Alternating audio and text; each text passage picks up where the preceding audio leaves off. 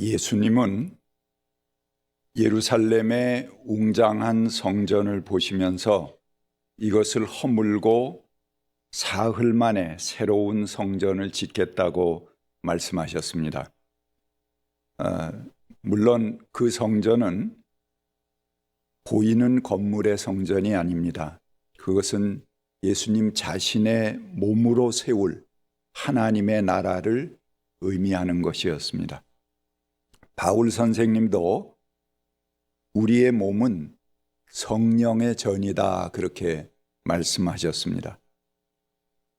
바로 우리의 몸을 지키는 일, 그리고 우리의 몸을 재활하는 일, 그런 것이 우리가 하나님의 전을 지키는 일이기도 합니다.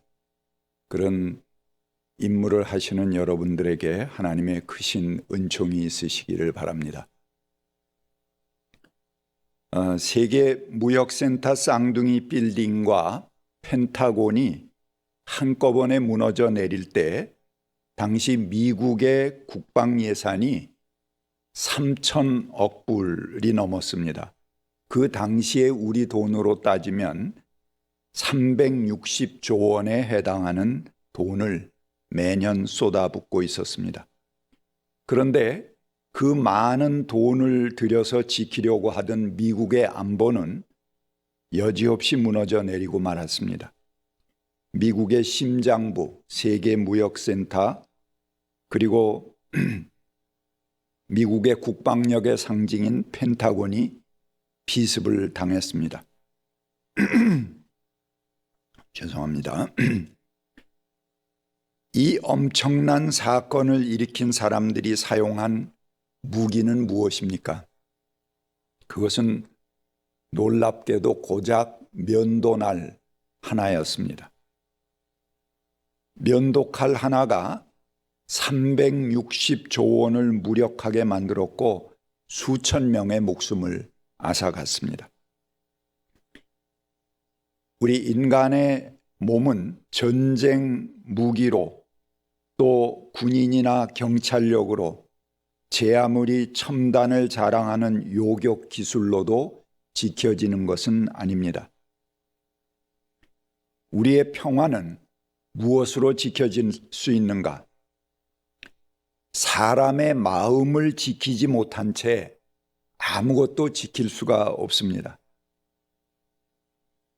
그러나 아직도 사람들은 그 사건이 주는 교훈을 제대로 읽지 못하는 것 같습니다.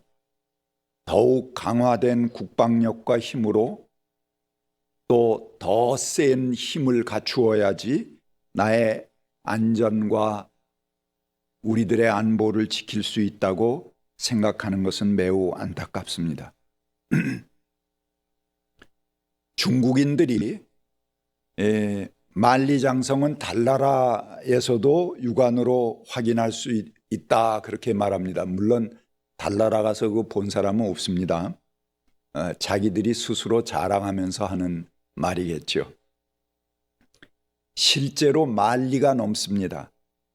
6,700km니까는 우리 리수로 따지면 약 17,000리 정도에 해당합니다. 그냥 걸어 올라가기도 힘든 그런 산등성이, 산마루에 홑겹의 성벽이 아니고 성벽과 성벽 사이에 마치 군대나 마차가 대군을 은폐하고 움직일 수 있는 고속도로를 낸 것입니다. 어마어마한 건축물이죠. 그 험한 산세를 넘어 산 정상에 고속도로를 놓은 셈이니 거기서 우리가 사통팔달이다 하는 그 말도 유래해서 나왔다고 합니다. 누가 그 성을 군사적으로 공략해서 넘어뜨릴 수 있었겠습니까? 아무도 힘으로 그 성벽을 무너뜨릴 사람은 없었습니다. 그러나 현실의 역사에서는 그렇지만은 않았습니다. 만리장성마저도 3차례나 뚫렸다고 합니다. 얼마나 어마어마한 대군을 허부었기에 그 만리장성이 뚫어져 버렸는가? 천만의 말씀입니다. 활 하나 쏘지 않고 만리장성은 무너졌습니다. 간단하게 성문을 지키는 문지기를 돈으로 매수해서 대군이 당당하게 만리장성을 넘었습니다. 3차례나 그렇게 했다고 합니다. 사람의 마음을 지키지 못한다면 그 어마어마한 건축물도 결국 우리를 지켜주는 것은 아닙니다. 실제로 만리장성이 이민족의 침입을 막는 최후의 방어선이다 이렇게 해서 건축을 했는데 그것은 통용되지 않았습니다. 선비족이 세운 북위의 수도인 낙양과 평성은 만리장성 안에 있습니다. 그리고 그 이후로도 여러 민족들이 만리장성 안에 그들의 나라를 세웠습니다. 이민족이 침입해서 세운 것이죠. 만리장성과 더불어 전해지는 전설은 이를 분명하게 말해줍니다. 옛 제나라에 맹강녀라는 여인이 살았습니다. 그는 남편과 함께 살고 있었는데 어느 날 남편이 만리장성 축조에 징집되었습니다. 이후로 매일 남편을 기다려도 남편이 3년 이상 돌아오지 않게 되자 그는 불안한 마음에 집을 떠나서 그 축조 현장을 물어물어 찾아갔습니다. 그러나 그곳에서 남편이 일하다가 죽었다는 소식을 이 맹강녀가 들었습니다. 맹강녀는 그 앞에 엎드려서 한스럽게 울기 시작했습니다. 얼마나 한스럽게 울었는지 그 만리장성의 한쪽 성벽이 그만 무너져 내렸다, 그런 전설이 있습니다. 아무리 견고한 성이라 하더라도 한 여인이 흘리는 눈물과 한을 견딜 수는 없는 것입니다. 실제로 만리장성을 쌓은 진나라는 만리장성으로 영원할 수 있다고 믿은 신념과는 정반대로 그것이 원인이 돼서 나라가 쇠약해지기 시작했습니다. 100만 명 이상의 장정들이 건축 과정에서 죽어나갔고 국민의 10분의 1 이상이 강제 노역에 시달렸습니다. 노역에 시달려 죽어가는 모습이 차마 눈뜨고 볼 수 없어서 백성들 사이에서는 남자아이는 죽이고 여자아이만 살리라 하는 이야기가 돌 정도였습니다. 만리장성으로 인해 나라가 지켜지기는커녕 오히려 국민을 착취하고 고통을 줌으로써 국력이 약해지는 결과를 가져왔습니다. 우리를 가장 위험하게 만들고 우리를 가장 취약하게 만드는 것은 다름 아닌 우리들 안에 스스로의 정당성이 무너져 내리는 것입니다. 여러분, 우리가 자라는 경계선을 어디에 설정하십니까? 자기라는 것은 하나의 은유입니다.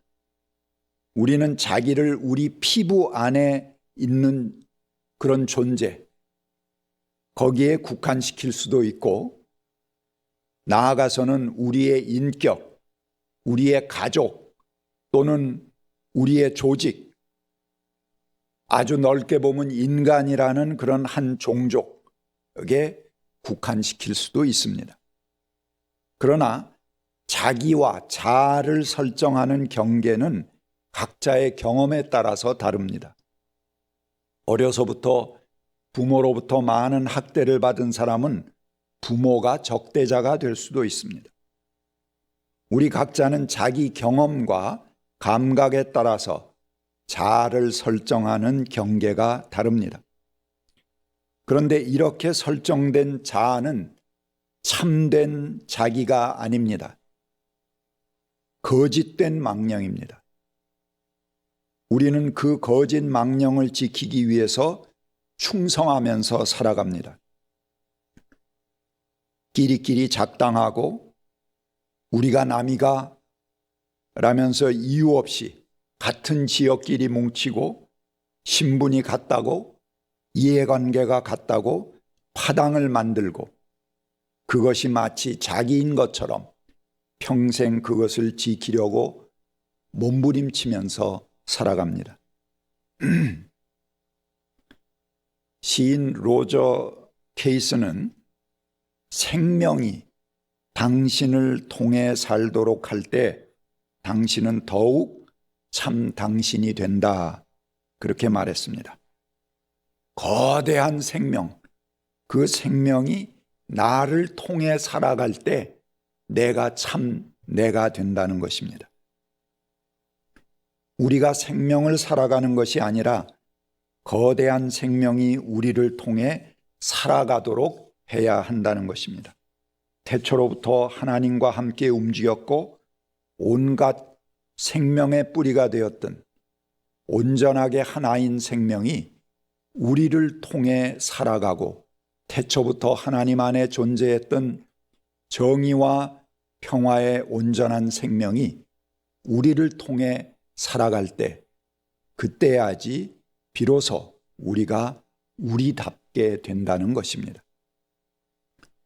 도마복음서는 이렇게 말합니다. 나는 모두이다. 장작을 쪼개라. 그러면 내가 거기에 있다. 돌을 들어 올리면 너희가 그곳에서 나를 발견할 것이다 라고 말합니다. 모든 살아있는 실체들은 서로 깊은 관계를 맺고 있습니다. 실제로 하나입니다. 생명의 그물망은 인간이 짠 것이 아닙니다. 단지 인간은 그 그물망 속의 한 가닥일 뿐입니다. 우리는 거대한 생명, 태초로부터 하나님과 함께 해왔습니다. 그 생명이 우리를 통해서 살게 해야 합니다. 그럴 때에만이 우리는 참된 우리가 될 수 있습니다. 가정도 마찬가지입니다. 흔히 부모들이 착각합니다. 가정이 물질적으로 풍요롭고 사업이 잘 되고 필요한 모든 것을 공급하면 다 된다고 생각합니다. 내가 안 해준 게 뭐 있는데, 부모들이 흔히 그렇게 말합니다. 그러나 그럴 때 가장 위기가 될 수도 있습니다. 그들이 목표하는 것들은 다 이루었는데 식구들은 각자 마음이 제각기입니다. 몸은 같이 있어도 마음으로 하나 되지 못합니다. 치유 불가능한 가정들을 수없이 보게 됩니다. 그것은 처음부터 목표가 잘못되었기 때문입니다. 가정을 지키는 것은 넉넉한 평수의 아파트나 그들에게 필요한 물질이 아닙니다. 어떤 경우에도 옳은 길을 가는 부모에 대한 존경심, 사랑, 아울러 어떠한 일이 있어도 흔들리지 않는 마음의 중심이 바로 그 가정을 지켜가는 것입니다. 우리가 지켜야 할 것은 하나님의 말씀이고 하나님의 정의입니다. 우리가 지켜야 할 것은 힘이나 권력이 아닙니다. 서로 사랑하고 더불어 존경하며 사는 세상을 만드는 것이 바로 세상을 지키는 것이고 우리를 지키는 것입니다. 양심에 비추어 거리낌 없는 정신이 우리 가정을 지켜나가는 힘이며 마음속 깊은 곳에서 울려나오는 하나님의 음성이 우리가 지켜야 할 교회인 것입니다. 같이 묵상하시겠습니다.